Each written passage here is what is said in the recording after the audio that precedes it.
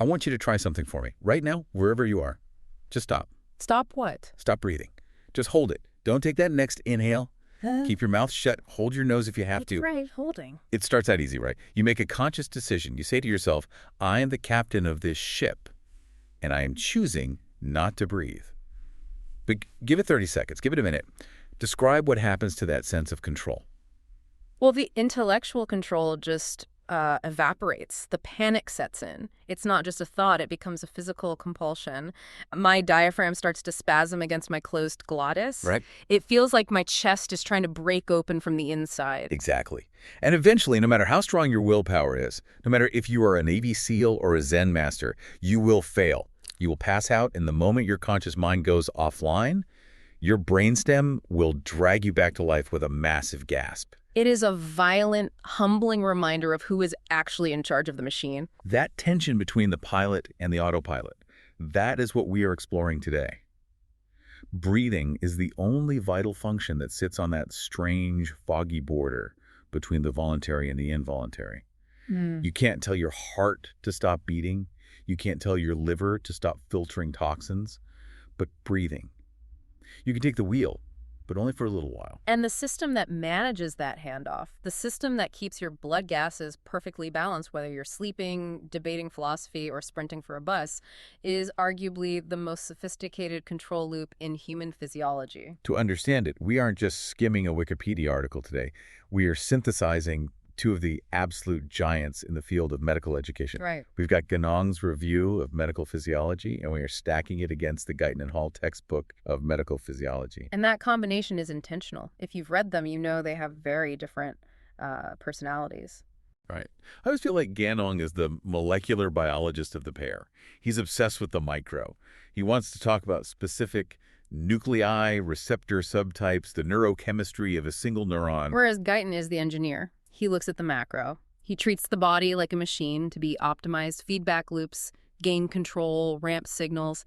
He wants to know the quantitative output of the system. So our mission today is to merge those views. We want to map the control systems of respiration. But I don't want to just list the parts. I want to understand the logic. Why is it built this way? Why does this system prioritize carbon dioxide over oxygen? And what happens when the software crashes? It's the ultimate black box problem. Because unlike the heart, the lungs have no mind of their own. That's a critical distinction to start with. If I take a heart out of a chest, I know, but they're with me, and I put it in a nutrient bath, what happens? It keeps beating. It has intrinsic automaticity. The electrical spark is inside the muscle itself. With the diaphragm. It's skeletal muscle. It is exactly the same meat as your bicep. It is dumb muscle. It does nothing unless a nerve tells it to move. If you cut the spinal cord above the neck. The engine creates silence. The breathing stops instantly. So the question isn't how do the lungs breathe? The question is how does the brain decide to breathe? And for decades, that was a genuine mystery. We knew broadly that the respiratory center was in the brainstem scattered through the medulla oblongata and the pons. But finding the actual spark plug, that took a long time. This brings us to section 1, the engine. We need to find the rhythm generator. Ganon pinpoints it for us, though. We have to zoom in on the medulla. Specifically, a region with a name that sounds like a pre-war German military maneuver, the pre-Betzinger complex. It does sound intense. It's actually a small cluster of neurons located on either side of the medulla, sandwiched between the nucleus ambiguus and the lateral reticular nucleus. This is the pacemaker. But how does it pace? Is it just a clock ticking away? It's a network of synaptically coupled pacemaker cells. And Ganon describes this fascinating property where they discharge rhythmically, but the pattern of that discharge isn't fixed. It changes based on the environment. This is where the chemistry gets cool. Ganong mentions that if you take a slice of this brain tissue and you starve it of oxygen, make it hypoxic, the rhythm doesn't just slow down. No, it's not that simple. It changes shape. Right. It shifts from a smooth respiratory rhythm to a gasping pattern. It's a survival mode hard-coded into the neuron's firing rate. It's the brainstem screaming for air. And even weirder, the text mentions what happens if you add cadmium to the solution. Cadmium blocks certain calcium channels. When you do that, the rhythm shifts again, this time to a sigh pattern. Wait, so a sigh isn't just me being annoyed at a spreadsheet? No. Well, it can be triggered by that. But physiologically, a sigh is a distinct neurobiological setting of this pacemaker. It suggests that the pre-Betzinger complex is like a multi-mode synthesizer. It has a breathe setting, a gasp setting, and a sigh setting. Now, we have to talk about the neurochemistry here, because this is directly relevant to the opioid crisis. We know that an overdose kills you by stopping your breathing. Ganong explains exactly why that happens at this specific nucleus. It's a tragedy of receptor location. These pre-Butzinger neurons are absolutely covered in mu-opioid receptors. The same receptors that kill pain. Exactly. When you take fentanyl or morphine, it binds to these receptors on the pacemaker cells. It hyperpolarizes them, makes them harder to fire. It essentially turns down the dimmer switch on your drive to breathe. And if the dose is high enough? The pacemaker just goes silent. But Ganong threw in a detail that I hadn't seen before. A potential antidote that isn't Narcan. Yes, the serotonin connection. These cells also have 5-HT4 receptors. In animal models, if you give a drug that stimulates these serotonin receptors, an agonist, you can block the respiratory depression from the opioids without blocking the pain relief. That's the holy grail, isn't it? Pain relief without the risk of respiratory arrest. It is. It's a huge area of research right now. But let's zoom out. We have the spark plug, the pre-Butzinger providing the rhythm. But a spark isn't a breath. You need to translate that spark into a smooth mechanical contraction of the diaphragm. This is where we switch to Guyton. He steps back and looks at the wiring diagram. He divides the medulla into two main functional groups, the dorsal respiratory group, or DRG, and the ventricular-respiratory group, the VRG. And the dorsal group is the workhorse. It handles your breathing 99% of the time, specifically the inspiration, the inhale. It's located in the NTS, the nucleus of the tractus solitarius. Which, if you remember your neuroanatomy, is the grand central station of sensory input for the brainstem. The vagus nerve, the glossopharyngeal nerve, they all dump their sensory data here. So the DRG is sitting there listening to the lungs, listening to the blood chemistry, and its job is to send a signal down to the diaphragm to say, inhale. But here is the critical engineering concept Guyton introduces, the inspiratory ramp. I love this concept because it explains why we don't look like jerky robots. Imagine if the signal to your diaphragm was a digital switch. 0 to 1, off to on. My diaphragm would contract instantly at 100% force. You would gasp violently. It would be spasmodic. You'd suck in air like a vacuum failure. It's inefficient and exhausting. So the brain uses a ramp. Precisely. The signal starts weak. Then, over the course of about 2 seconds, it steadily increases in intensity. It ramps up. This causes the diaphragm to contract progressively, pulling air in smoothly. And Then, the signal cuts off abruptly. The ramp drops to 0. that's exhalation. For quiet breathing, yes. Exhalation is passive. You just turn off the engine and the elastic recoil of the chest squeezes the air out. The brain controls breathing, essentially, by twiddling 2 knobs on this ramp. Knob 1, the slope. How fast does the ramp go up? Steep slope equals a fast, deep fill. And knob 2 is the limiting point. When do we cut it off? Do we let the ramp run for 5 seconds, or do we chop it at half a second? And that chopping mechanism brings us up to the pons, the pneumotaxic center. The switching station. Located in the nucleus parabrachialis, this is the primary regulator of the respiratory rate. It controls that off switch. So let's play this out. If the pneumotaxic center sends a strong signal, It cuts the ramp early. Inspiration might only last half a second. You take little shallow sips of air. But because the breaths are short, you can take a lot of them. So a strong pneumotaxic signal increases your respiratory rate. and if the signal is weak, The ramp keeps climbing. You take a long, deep breath, lasting maybe 5 or 6 seconds. there's a terrifying condition mentioned in the text called apnesis.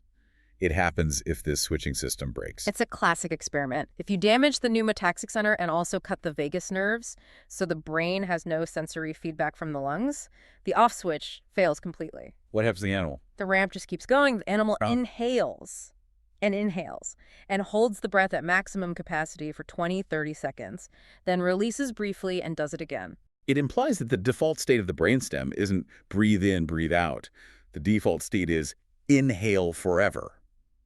We only breathe rhythmically because we have inhibition systems that say, okay, stop, let it out. Exactly. It's a system defined by its brakes. Before we move to sensors, we have to mention the ventral respiratory group, the VRG, because Guyton says these neurons are basically asleep most of the time. They are the overdrive system. The VRG is located in the nucleus ambiguous. During normal, quiet breathing, they are totally inactive. You don't need them. But then I decide to run a marathon or flee from a bear. And suddenly your respiratory drive explodes. The signal spills over from the dorsal group into the ventral group. And the VRG does something the dorsal group can't do. It drives active expiration. Because when I'm running, I don't have time to wait for my lungs to passively deflate. Exactly. If you need to breathe 60 times a minute, you need to force that air out now. The VRG fires signals to your abdominal muscles, your abs, to slam the chest cavity shut and push the air out instantly. So, DRG is for cruising. VRG is for racing. That's the perfect distinction. Okay, we've built the machine. We have the pacemaker, the ramp, the switch, and the turbo overdrive. But an engine is useless if it doesn't know how fast to go. It needs a thermostat. It needs sensors. This brings us to section 2. And this is where the physiology gets arguably the most clever. Because the body has two main fuels, oxygen and, well, it has a waste product, carbon dioxide, CO2. Intuition tells me that breathing is about oxygen. I breathe to get oxygen, so the primary sensor should be an oxygen sensor. That would be the intuitive design. Yes. But it's wrong. The system is actually designed primarily as an acid removal system. Let's break that down. We are talking about the central chemoreceptors. These are located on the ventral surface of the medulla, separate from the respiratory center neurons we just talked about. These cells are exquisitely, incredibly sensitive to the concentration of hydrogen ions in the fluid around them. Hydrogen ions mean acid. Yes. But here's the paradox, and Ganong explains this beautifully. These receptors respond to acid. But if I inject acid hydrogen ions directly into your blood, your breathing barely changes. Why? Because hydrogen ions can't get into the brain. They cannot cross the blood-brain barrier, the BBB. They are charged particles. The barrier blocks them. So the sensor's looking for something that can't get to it. That seems like a bad design. Unless you have a Trojan horse. Enter carbon dioxide. CO2. CO2 is a gas. What? To the blood-brain barrier, it's a ghost. It floats right through the lipid membranes into the cerebrospinal fluid, the CSF, and the brain tissue. And once it's inside the castle wall. It reacts with water. The equation is vital. CO2 plus H2O becomes carbonic acid, which immediately dissociates into bicarbonate and hydrogen ions. The soldier jumps out of the horse. Exactly. So the CO2 sneaks in, converts to acid locally inside the brain, and that acid stimulates the receptor. So while they are technically acid sensors, functionally, they are CO2 sensors. And they are aggressive, Yes, right? extremely. If your blood CO2 rises just a tiny bit from the normal 40 millimeters of mercury to 45 your ventilation doubles, it's a linear, powerful response. It's why you can't hold your breath. That panic you felt earlier, that wasn't a lack of oxygen. That was the CO2 buildup screaming at your central chemoreceptors. There's a loophole, a reset button. Yes. We see this in patients with severe COPD or emphysema. They walk around with chronically high CO2 levels, maybe 60 or 70 millimeters of mercury. If you or I had that level, we'd be panting like dogs. They are breathing normally. Why? Did the receptors burn out? No, they adapted. Ganong explains the timeline. Over 1 to 2 days, the kidneys realize something is wrong. They start retaining bicarbonate, HCO3-. Baking soda, basically. Basically, this bicarbonate slowly diffuses into the cerebrospinal fluid. And what does bicarbonate do to acid? It buffers it, neutralizes it. So the pH around the receptors returns to normal even though the CO2 is still high. The alarm bell is muffled with a wet blanket. That is a crucial takeaway. CO2 is a potent acute controller. It handles minute-to-minute changes. But it is a weak chronic controller because the kidneys eventually sabotage it. Which forces us to ask, what happens if the CO2 system fails? Or if oxygen drops so low that we are in immediate danger? We need a backup. We need plan B, the peripheral chemoreceptors. The oxygen detectors, these are not in the brain. They are out in the field. Specifically, the carotid bodies in the neck and the aortic bodies in the chest. Location is everything here. The carotid bodies are right at the bifurcation of the carotid artery. They are tasting the blood going straight to the brain. And they taste it aggressively. This is a crazy stat from Ganong. The blood flow to these tiny nubs of tissue is 2,000 milliliters per 100 grams of tissue per minute. Contextualize that for me. Is that a lot? It's huge. It's way higher than the brain, heart, or kidneys. It's a fire hose of blood. Why do they need so much flow? To ensure accuracy. If the flow were slow, the cells in the sensor would use up the oxygen just to stay alive, so they would be measuring venous blood with the oxygen extracted.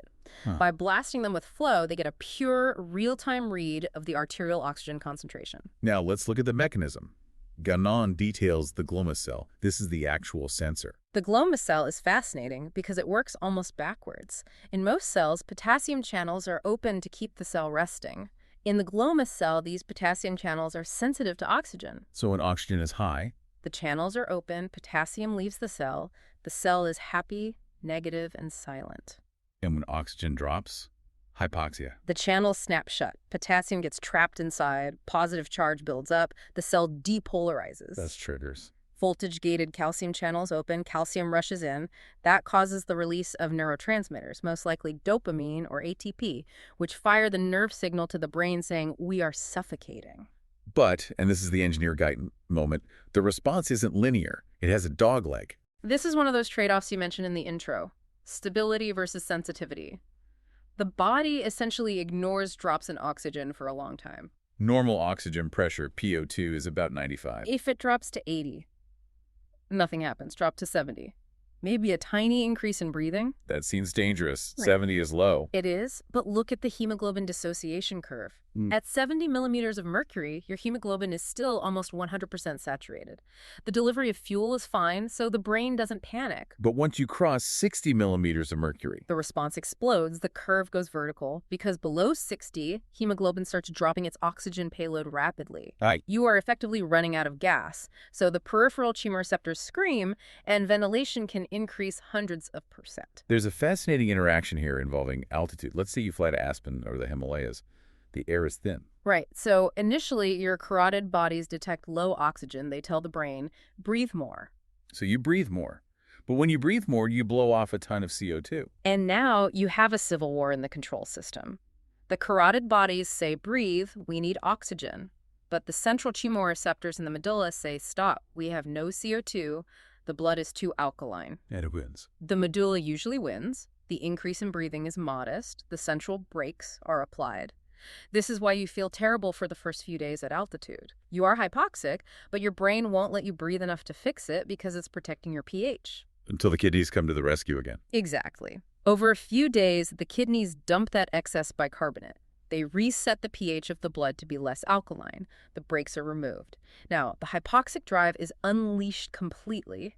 This is why on day 3 or 4, your ventilation shoots up and you start to feel better. It's a negotiation between the lungs, the brain, and the kidneys. And it highlights the hierarchy. In the short term, CO2 is king, oxygen is just a backup, but given time, the body will realign everything to keep you alive in thin air. Let's move to section 3, the mechanical feedback loops. We've talked about the chemistry, but the lungs are also physical bellows. They stretch, they compress. There have to be sensors for that physics, right? Absolutely. The most famous one is the Herring-Brewer reflex. Now, I have to admit, when I first learned this, I thought this was the main regulator. I breathe in, the lungs stretch, the receptor says full, and I breathe out, like a float valve in a toilet tank. That is a very common misconception. In many animals, like dogs, that is true. But in adult humans, the Herring-Brewer reflex is almost irrelevant for normal breathing. Really? It doesn't even kick in until the tidal volume, the amount of air you inhale, is greater than 1.5 liters. And normal breathing is what? About 500 milliliters. So you have to take a breath 3 times bigger than normal before this reflex even wakes up. So what is it for? It's a trauma prevention mechanism. It inhibits the inspiratory ramp to prevent you from popping your lungs like a balloon. It's a safety valve, not a pacemaker. Got it. What about the other sensors Gannon lists? The J receptors. J stands for juxtacapillary. They are nerve endings located right next to the pulmonary capillaries. They don't care about air, they care about blood and fluid. They respond to engorgement. Engorgement like in heart failure. Exactly. If the left side of the heart fails, blood backs up into the lungs, the pressure rises, the capillaries swell, the J receptors fire. What do they tell the brain? They cause rapid, shallow breathing and that subjective, terrifying sensation of dyspnea, air hunger. If you've ever seen a patient with heart failure gasping, feeling like they are suffocating even though their oxygen might be okay, that is partially the J receptors screaming about the fluid pressure. And finally, the irritant receptors. These are the body's janitors, Yeah. located in the epithelium of the airways. Smoke, dust, histamine, cold air. When stimulated, they trigger bronchoconstriction and coughing. It's a get-it-out reflex. Okay, we have the engine, the chemical thermostat, and the mechanical safety valves. Now we come to section 4. And honestly, this is the part that blew my mind the most when reading Guyton. It's the great physiological mystery of exercise. This is one of my favorite topics because it proves that everything we just discussed, chemical control, feedback loops, is only half the story. Let's set the scene. You are an Olympic sprinter. You get in the blocks, the gun goes off, you run, your oxygen consumption goes up what? Massive? Yeah. 20-fold? Maybe more? And your ventilation, your breathing, goes up perfectly in step to match it. Correct. But here is the mystery. If you measure the arterial blood gases during this intense exercise, the PO2, the PCO2, the pH, what do you find? They remain almost completely normal. And that is the problem. It is a huge problem for control theory.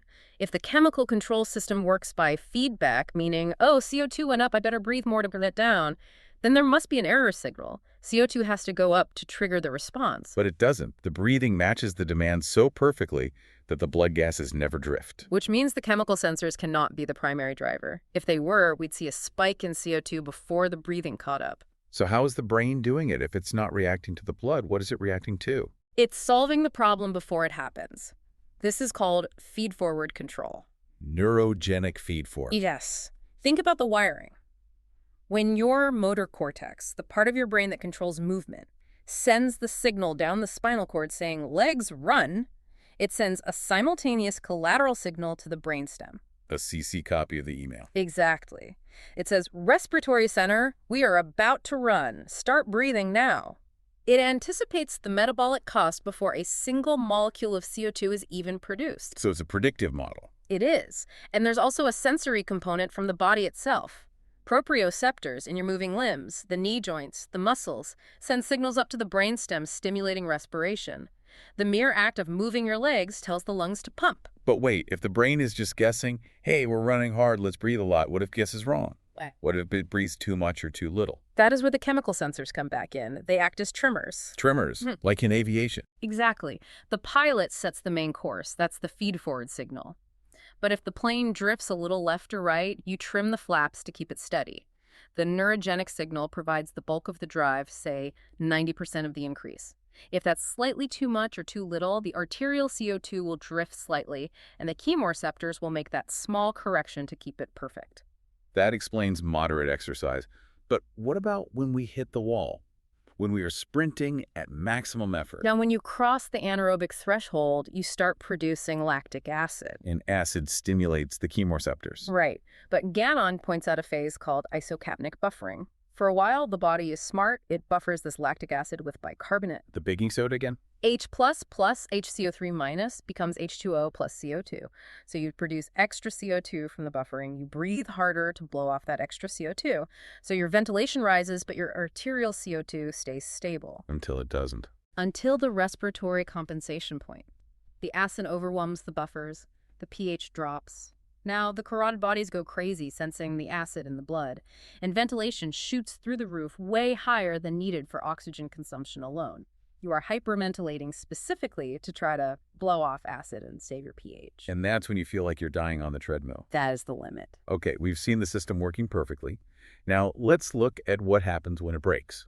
Section 5, Pathophysiology. Control theory tells us that any feedback loop can become unstable if you mess with the timing or the sensitivity. Cheyne-Stokes breathing is the classic example of this. Describe the pattern for us. It's an oscillation.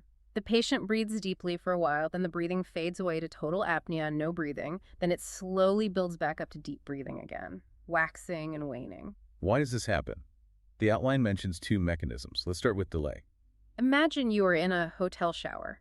You turn the knob to hot, but the pipes are old and long. It takes 30 seconds for the water to travel from the knob to the shower head.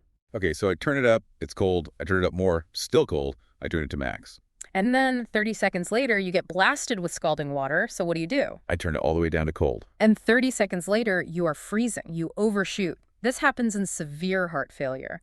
The heart is so weak, pumping so slowly, that blood takes a long time to get from the lungs, where it's oxygenated and cleared of CO2, to the brain, where it's measured. So the brain is reacting to old news. Exactly. The brain thinks CO2 is high, so it commands hyperventilation. By the time that clean blood finally arrives at the brain, the body has already blown off way too much CO2. So the brain panics in the other direction and stops breathing entirely. Then CO2 builds up again, and the cycle repeats. That is a terrifying visualization of heart failure. Yes. What's the second mechanism? Increased gain. This is often seen in brain damage. The gain of the feedback loop is too high. A tiny increase in CO2 triggers a massive ventilatory response. It's like having a thermostat that turns on the AC full blast if the temperature rises 0.1 degrees. The system cannot find a steady state. It just oscillates wildly. Speaking of stopping breathing sleep apnea, this is incredibly common. It is, and it comes in two flavors. Obstructive sleep apnea is a plumbing problem. The pharyngeal muscles in the throat relax during sleep, and some people, especially with excess tissue in the neck, the airway collapses. So the drive is there. The brain is saying breathe, the chest is heaving, but no air gets in. Until the hypoxia and high CO2 become so severe they wake the brain up just enough to trigger a massive gasp, the snort. This happens hundreds of times a night. The other type is central sleep apnea. This is a wiring problem. The neural drive transiently shuts off. The brain just forgets to breathe. There is no effort. This reminds me of the most poetic and terrifying name in medicine, which we touched on in the intro, Undine's curse. Yes, named after the water nymph myth. In the medical context, it refers to a patient who has lost automatic control of respiration but retains voluntary control. So they are fine as long as they are awake and thinking, breathe in, breathe out. Imagine the horror of that. You can stay alive, but you can never let your attention wander. You can never sleep. Because the moment you fall unconscious, the automatic pilot doesn't turn on. The ship just stops. What causes that? It's usually damage to the lateral medulla polio used to be a cause, or certain tumors or brainstem strokes. These patients literally cannot sleep without a mechanical ventilator or they will die. That really highlights what we started with, the fragility of that separation between the automatic and voluntary systems. Finally, just to ground this in the clinic, Guyton briefly touches on how we measure failure. Spirometry. The FEV1 to FVC ratio, this is the bread and butter of pulmonology. Right. FVC is forced vital capacity, the total amount of air you can blow out after a deep breath. FEV1 is how much of that comes out in the first second. And the ratio tells us the type of disease. If you can't get the air out fast, like in asthma or emphysema, your FEV1 drops. The ratio goes down, often below 47% or so. This is obstructive. The air is trapped. And if you have stiff lungs, like fibrosis, you can get it out fast, but you don't have much to begin with. The ratio is normal, but the total volume is low. That's restrictive.